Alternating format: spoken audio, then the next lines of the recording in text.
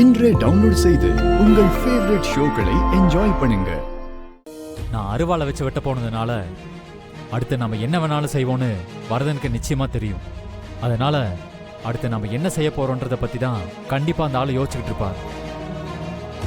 யோசிச்சா யோசிச்சு போகட்டும்பா. நாம என்ன செய்ய போறோம்ங்கிறத அந்த ஆளு எப்படி கண்டுபிடிக்க முடியும்? அதெல்லாம் யோசிச்சிருவாரு. அதனால அந்த ஆள் அடுத்து நம்ம என்ன செய்ய போறோம்னு நினைக்கிறான்றத நாம கண்டுபிடிக்கணும். என்னப்பா குழப்பற? நாம என்ன செய்ய போறோம்ன்றத அந்த ஆளு கண்டுபிடிச்சிருவாருன்றதே எனக்கு எப்படின்னு தெரியல. இதுல அந்த ஆள் என்ன நினைக்கிறாருன்றத நாம எப்படி கண்டுபிடிக்க முடியும்? அவரை பத்தி எனக்கு நல்லா தெரியும். அவரு இப்போ நாம வானதியை அவருக்கு தெரியாம எப்படியாவது கூட்டிட்டு போகதான் ட்ரை பண்ணுவோம்னு நினைப்பாரு. நமக்கு இப்போ வானதியை தூக்குறத தவிர வேற வழி இல்ல.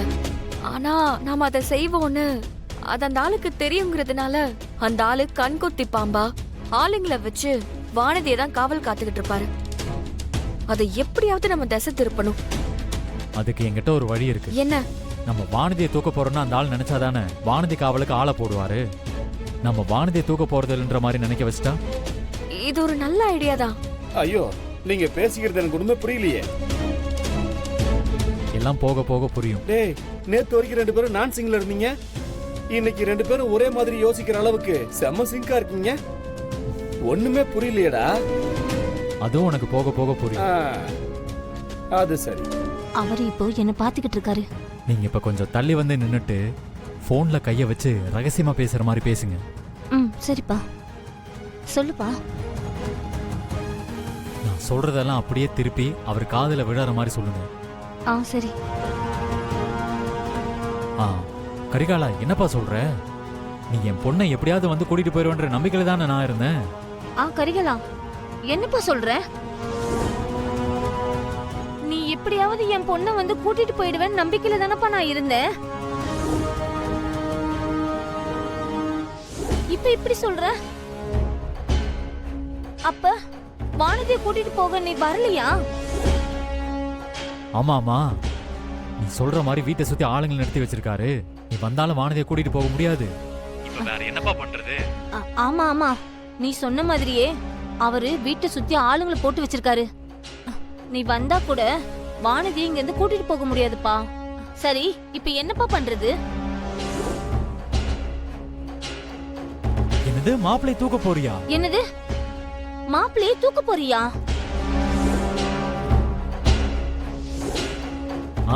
நீ சொல்றதும் சரிதான். மாப்பிள்ளை இருந்தா தானே கல்யாணம் நடக்கும். நீ சொல்றது சரிதான். மாப்பிள்ளை இருந்தா தானே கல்யாணம் நடக்கும்.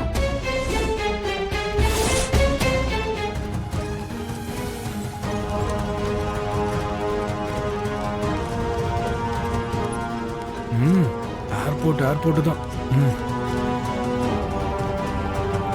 அருள், உனக்கு எத்தனை மணிக்கு ஃப்ளைட்டு? அருள், உன்னதாண்டா கேக்குறேன். எத்தனை மணிக்கு ஃப்ளைட்டு? 2 மணிக்குமா? 1 மணிக்கெல்லாம் உள்ள இருக்கணும். ஓ, சரி சரி.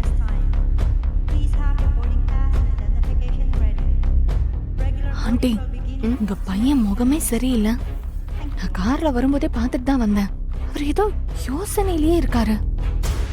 அவர் இப்படி இருக்கிறத பார்த்தா வானதியை காப்பாத்த திரும்ப போயிருவாரோன்னு எனக்கு பயமா இருக்கு. அப்படியெல்லாம் எதுவுமே நடக்காது, நீ பயப்படாத. அதுக்கு தானே நம்ம வந்திருக்கோம். அவனை ஃப்ளைட் ஏத்தி விடாம இங்க இருந்து ஒரு அடி கூட நகர போறதில்ல.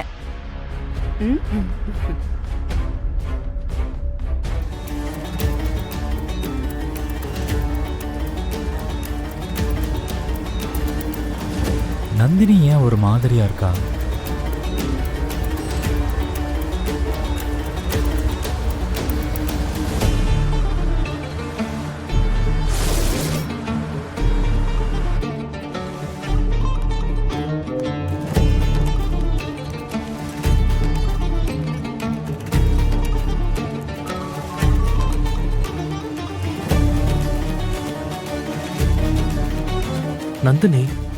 நந்தினி மெசேஜ் அனுப்பியிருக்கா.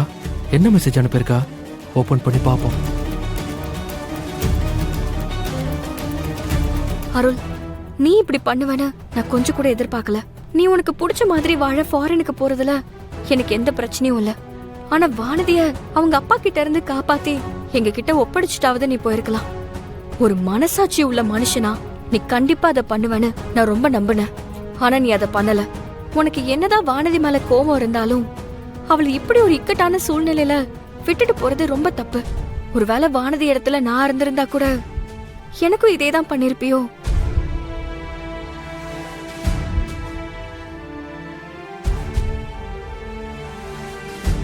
நாங்க எல்லாரும் சேர்ந்து எப்படியாவது வானதியை காப்பாத்திடுவோங்கிற நம்பிக்கையில தான் நீ அவளை பத்தி கவலைப்படாம ஃபாரின் போற.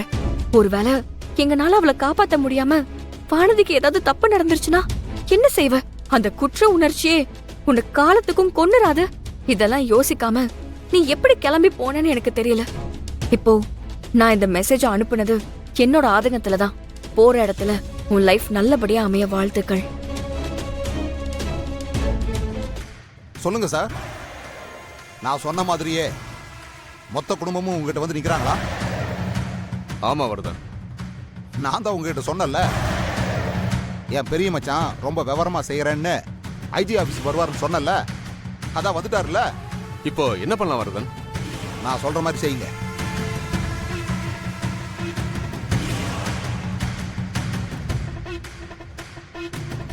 ஓகே வர்தன், நீங்க சொல்ற மாதிரியே பண்றேன். ஆனா சுந்தர ஊர் தலைவர், அவரால் நாளைக்கு எனக்கு எதுவும் பிரச்சனை வந்துடாத. அதெல்லாம் உங்களுக்கு எந்த பிரச்சனையும் வராது சார், அதை நான் பாத்துக்கிறேன். ஓகே வர்றாருப்பா.